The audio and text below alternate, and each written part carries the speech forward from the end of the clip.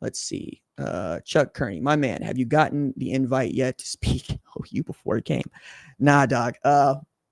I don't think they thinking about me like that. But that's the squad, and I love them so much. You know this. See what else we got in here. I'm going to try to scroll back up, see if I can't find some more folks before I start making another point, because I want to do a couple of segments in here. Let's see. I appreciate the hellos. Appreciate the love in the chat. Talking to each other is also very cool. Let's see. Let me see. Will Bishop, who subscribes to the channel. Thank you for that. So Nick Saban said the Sooners aren't big enough on the line. So what is big enough? How does Oklahoma compare pound for pound with the rest of the SEC? I think Coach Saban is having a moment right now where he is 100% a part of the, quote, media. And I don't think he's going to like that for too much longer, because basically since he made his foray into being an analyst at SEC Media Days, he has been consistent in what he said, but he's also kind of hearing even the most basic thing that doesn't feel like it's got ill intent to it is coming back to bite him. So since he's first started talking, he has said, look, Texas and Georgia feel like the best programs in the SEC to me because they are big enough offensively and defensively on the lines. And I think when you talk about offensive line, I think most SEC football programs that we think could win the conference championship, they're good enough, right? It's how deep are you on that side of the ball? And the same thing is also true on the defensive line, but more so. And I think this is the point that he was trying to make. Oklahoma is big enough on the defensive line when you start the game. Okay? We can go 315 in the middle. We can go 6'4", 265, 270, 254 on the edges, and we run 4 down linemen, or we run 4 pass rushers, 4 guys on the front line.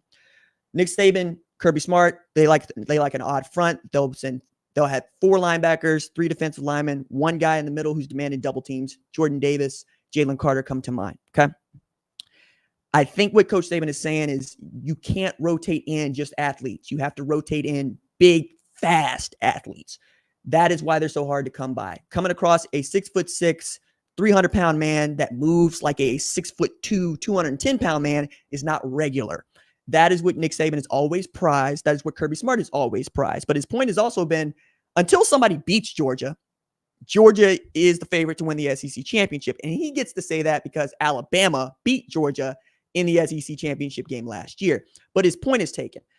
His point is simply, you need to be bigger when you rotate in. We need to look at you around, and you need to have big everywhere you go all the time, because you can't run that front line all the time, all over. It's just going to be difficult. It's just going to be really, really hard to keep guys fresh, to keep your pass rush, to keep your run fits, frankly, and to make sure that guys get clean reads, because that nose allows those inside linebackers to stay clean. For Oklahoma, that's guys like Danny Stutzman. Can you let that guy see thing, hit thing, as opposed to having to shed guys getting to the second level on him as consistently as they do? I also thought it was interesting to watch Coach Saban go through the game day tradition of picking games and then picking national champ, picking conference champ, and how anything he had to say, he didn't really want to. Like near the end, when they're talking about who's going to win the national championship, he's hesitating after he says Georgia to win the national championship. He's getting asked who's playing against them, and he kind of fell into Oregon. And then he's saying Oklahoma and Oregon remind him a lot of each other. And I'm thinking, is that a slight? Is that a dig? I don't think it is. I think Oregon's a good football team. I think he loves Dan Lanning. I think he's got a tremendous amount of respect for Brent Venables. I think he knows that both of those guys have been capable of beating him, and that's one way to get his respect. But as we continue to watch Coach Saban do game day and do analysis, I wonder how much of this he's going to want to keep doing, because it doesn't always look like it's fun for him, but I hope it does, because I genuinely love hearing Coach Saban talk about ball and getting his insights into what it takes to be a great player, to be a great coach. I just don't know that this is the forum, the one that I work in, for which he is best suited. I think he's best suited giving people real world analysis right as you're doing something. I don't know that he's kind of guy that's going to get into a booth and call games, but my goodness, would we all listen to that and watch it? Because a guy that can see the game and tell you what's happening in real time, that's Valhalla for many of us, right? That's what we want. The stuff that I do in and around the games, right? That's not necessarily where he's going to be, I think, excellent. I think the place where he's going to be excellent is telling you X's and O's, Jimmy's and Joe's, this is why this works, this is why this doesn't, as opposed to giving you an opinion. I'm an opinion guy. I also know that's my lane, even as I know ball and I love ball. I'll never know as much ball as Coach Saban, but when it comes to making a point or interviewing a subject, that's where I get to shine. Perhaps Coach Saban still has some more that he's going to show because, he's real early in this. Like, one of the things we don't say enough is he just got started doing this. Not that he just got started coaching ball. He just got started, people with an IFB in his ear, learning to travel for these things, learning what is expected of you on television, radio, broadcast, how often you have to work and how seriously you have to take the work if you're going to be very good at it. I think he's going to get there, man. I'm just curious as to how those little things he's saying about, say, Oklahoma, saying they're not big enough, they're athletic, is going to get blown way out, because I know what he's talking about, but that's because I've heard enough Coach Saban talk to understand what the point is. And the point has always been depth and talent, talented depth. That's always going to be at the top.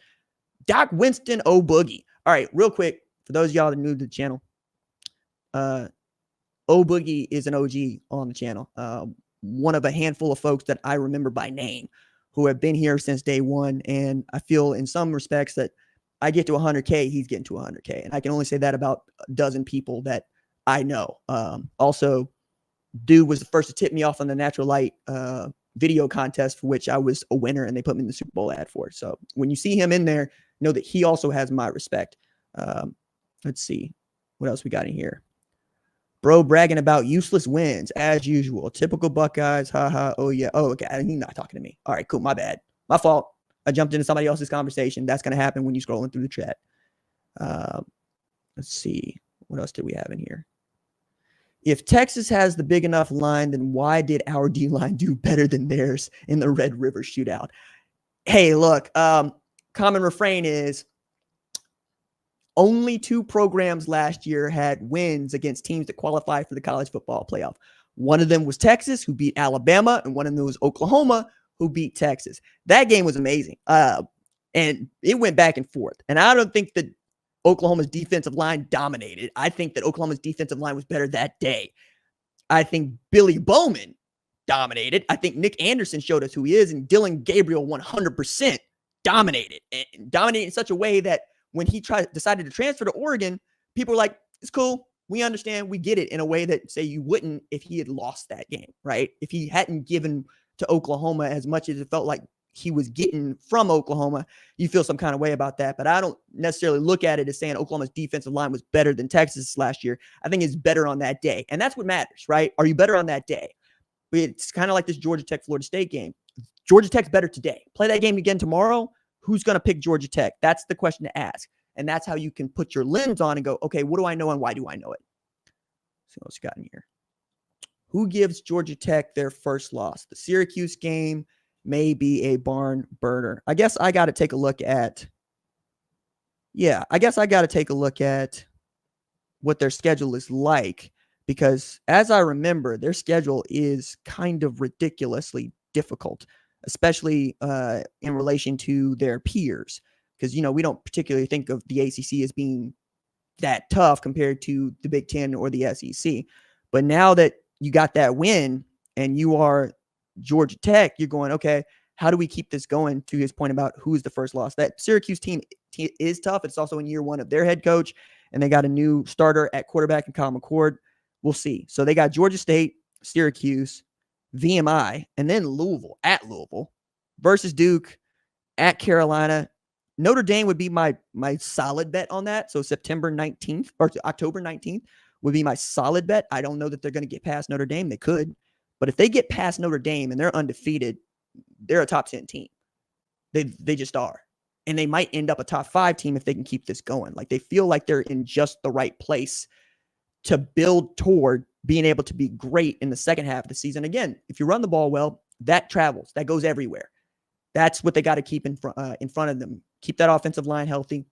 Limit the number of snaps that you're getting those tailbacks so that you can be fresh come October, November, and then see where you're at.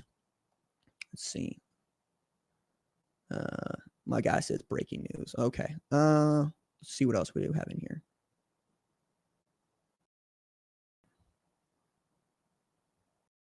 Off topic, if Notre Dame was going to join a conference, who is it going to be? The ACC, the Big 10, or Big 12? And how alignment is the money for the TV deals? Okay. Brock, I think I got the point. I think I got the point of what you're asking. Notre Dame ain't going to join a conference. There's no incentive to Notre Dame joining a conference. None. The ACC is very happy to have this open marriage with them. When those teams play against them, they're out of conference games that they could put on the schedule. It means you'll get Notre Dame coming to your house. You'll go to Notre Dame's, travel well, you make a lot of money. Notre Dame is the ultimate capitalist program in that they're doing what's best for themselves, game theory, and the sport. What's best for them is to have their exclusive deal with NBC, to have a conference affiliation and everything but football with the ACC. So they kind of sort of get to be one of those teams, 17-team conference in the ACC. It's not 18 with Notre Dame. We know that Notre Dame is in Indiana. We know Indiana's got 2 programs in the Big 10. I think that's the most natural fit, right? But we don't do natural fits in college football anymore. The USC is a Big 10 team. UCLA is a Big 10 team. Washington is a Big 10 team. I'm bringing those up because in no part of our growing up would we ever have thought of USC, UCLA, or Washington, Oregon as Big 10 teams, or Stanford, Cal as ACC teams. It just doesn't fit because we are a regional sport that has become a national sport. And I think you're seeing a lot of people that still don't like this is a national sport. They do not want to recognize that we're coast to coast and we're on television all day, every day, playing, talking football. Saturdays, we're going to start today in Dublin, Ireland, going to get all the way to SMU to Nevada later tonight. I mean, it's going to be that way. Like next weekend is going to be another example of this in the non-con, but that's where it used to end. I think Notre Dame would join the conference that is going to give them the biggest revenue share, right? You create the most pie, the biggest pie, and you get the most of that pie, which is another way of saying they're probably not going to join the Big 12 right now because the Big 12 cannot command the kind of money that a Big 10, SEC, or ACC might in the future. A lot of this comes back to winning. If you can win national championships, you can do mostly what you want, and that makes you very high on everybody's list to go get. One of the reasons that Colorado was able to make the move to the Big 12 as soon as they did is their popularity was at an all-time high. So they capitalized on how much people like Prime, how much people like Colorado, and they were able to parlay that into going to the Big 12, and then they brought the Four Corner schools with them. I think that's how it would have to go for Notre Dame.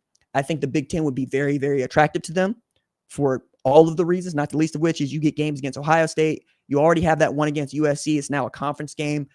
Penn State, Michigan, you get to play a really, really great schedule year in and year out. So much so that Purdue goes 4-8 last year, and they have sold out their season tickets for 2024. Why? Do they expect to be good? Better. They don't expect to be good. They expect to be better than last year. But their home slate is outstanding. You want to be in West Lafayette when Notre Dame comes to Indiana, right? You want to be a part of these games when Purdue gets to play Ohio State, gets to play Michigan, gets to play Oregon, gets to play Washington, gets to play these Penn State, these programs that we grew up with, but also these programs that are going to feature in the college football playoff. That's what makes the conference attractive right now. That is what I think Notre Dame would be looking at if they were looking at anything at all.